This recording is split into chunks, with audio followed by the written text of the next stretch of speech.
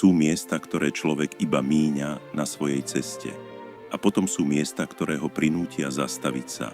Miesta, kde sa krajina stáva kronikou a každý vrch, les či potok rozpráva príbeh starý celé stáročia. Chocholná Veľčice je jedným z nich.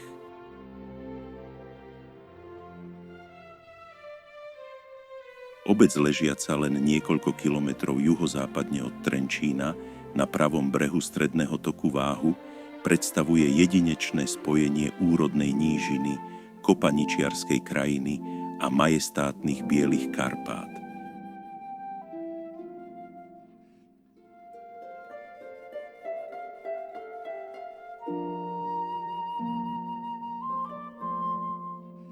Práve tu sa stretáva pokoj riečnej nivy s divokou krásou horských hrebeňov a príroda vytvára kulisu, v ktorej sa už po stáročia odohráva život miestnych obyvateľov.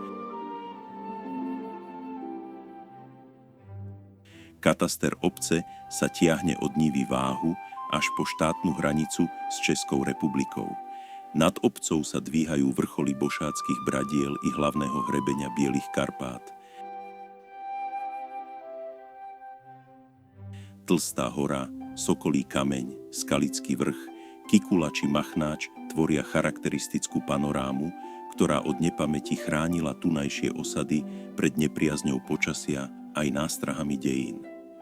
Husté lesy, horské lúky, minerálne pramene a čistý vzduch vytvárajú krajinu, ktorá si dodnes zachovala svoj prirodzený ráz.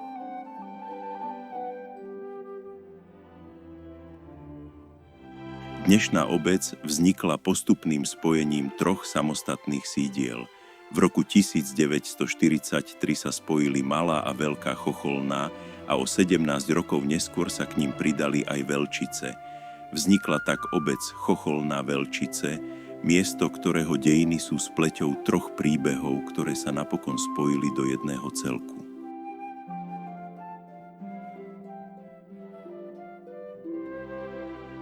Najstaršie stopy života na tomto území však siahajú omnoho hlbšie do minulosti. Archeologické nálezy dokazujú, že Veľká Chocholná bola osídlená už v mladšej dobe bronzovej. Sídlisko a žiarové pohrebisko lužickej kultúry pripomínajú, že človek našiel v tejto krajine vhodné podmienky na život už pred viac ako 3000 ročiami. Úrodná pôda, dostatok vody a ochrana okolitých vrchov vytvorili prostredie, ktoré lákalo generácie osadníkov. Prvé písomné zmienky o jednotlivých obciach pochádzajú zo 14. a 15. storočia. Veľčice sa v listinách objavujú už v roku 1345, Malá Chocholná v roku 1396 a Veľká Chocholná o niekoľko desaťročí neskôr. V priebehu stáročí sa ich názvy menili, no život obyvateľov zostával podobný. Pôda bola ich najväčším bohatstvom. Venovali sa poľnohospodárstvu, chovu hospodárskych zvierat, práci v lesoch i povozníctvu. Okolité lesy poskytovali drevo, polia úrodu a rieka Váh bola prirodzenou spojnicou s okolitým svetom.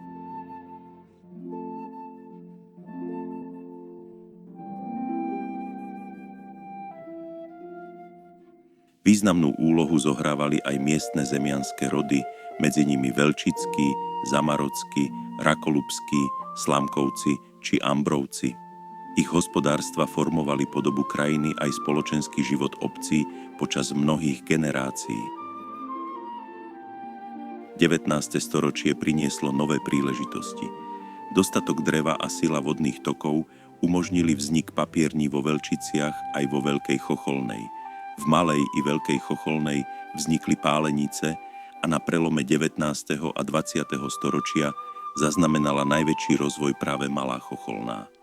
Továreň na výrobu a spracovanie dých, ktorú založil Felix Kohn, patrila medzi významné priemyselné podniky svojho času. Výrobky z miestneho dreva putovali ďaleko za hranice krajiny, až do zámoria. Fabrika však nebola iba miestom práce, stala sa centrom spoločenského života. Pri jej podpore vznikla sokolovňa, rozvíjal sa šport, spolková činnosť aj robotnícke hnutie.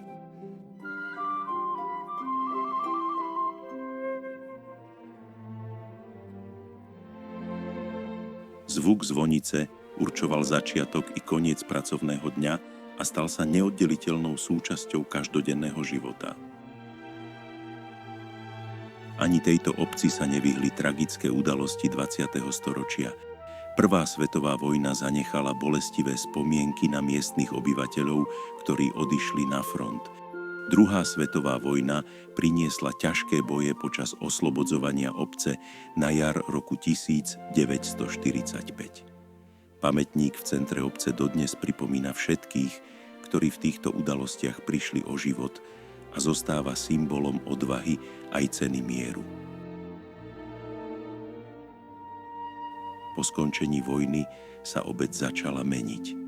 Od 60. rokov vyrástol kultúrny dom, materská škola, modernizovala sa základná škola, pribudli nové predajne, požiarna zbrojnica, budovy poľnohospodárskeho družstva aj kvalitnejšie cestné spojenia.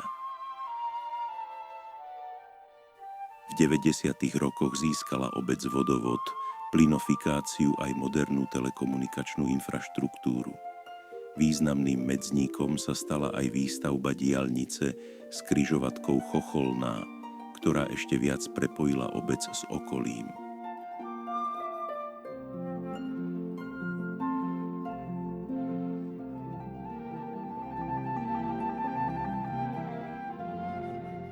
Dnes je Chocholná Veľčice modernou obcou, ktorá si napriek rozvoju zachovala svoj vidiecký charakter.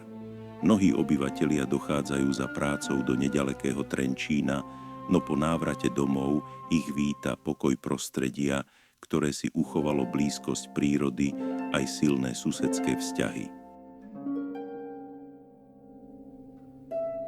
Dôležité miesto tu naďalej patrí poľnohospodárstvu, miestnym podnikateľom i spoločenskému životu. Počas celého roka sa obyvatelia obce stretávajú pri množstve kultúrnych, športových i spoločenských podujatí.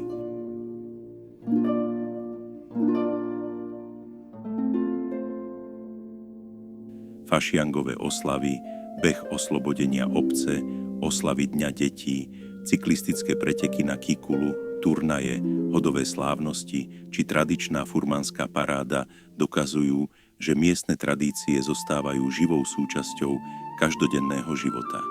Na ich uchovávaní sa podieľajú miestne spolky, hasiči, športové organizácie, knižnica aj ženská spevácka skupina Studienka, ktorá pokračuje v bohatej folklórnej tradícii regiónu.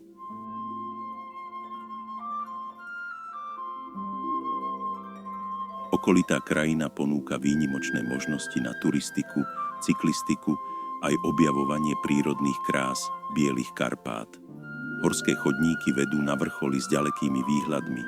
Minerálne pramene pripomínajú geologickú rozmanitosť územia a ticho lesov vytvára priestor na oddych i zamyslenie. Keď sa dnes človek rozhliadne po Chocholnej Veľčiciach, možno si ani neuvedomí, koľko generácií kráčalo po tých istých cestách pred ním. Od pravekých obyvateľov cez stredovekých roľníkov, remeselníkov a zemianské rody až po dnešných obyvateľov zostáva táto krajina miestom, kde sa minulosť prirodzene prelína so súčasnosťou.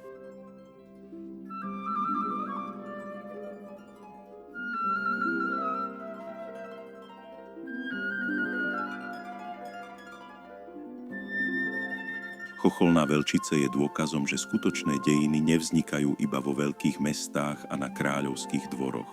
Tvoria ich aj obce, v ktorých sa po stáročia odovzdávajú tradície, práca, úcta k prírode a spolupatričnosť medzi ľuďmi. A práve v tom spočíva ich najväčšia hodnota.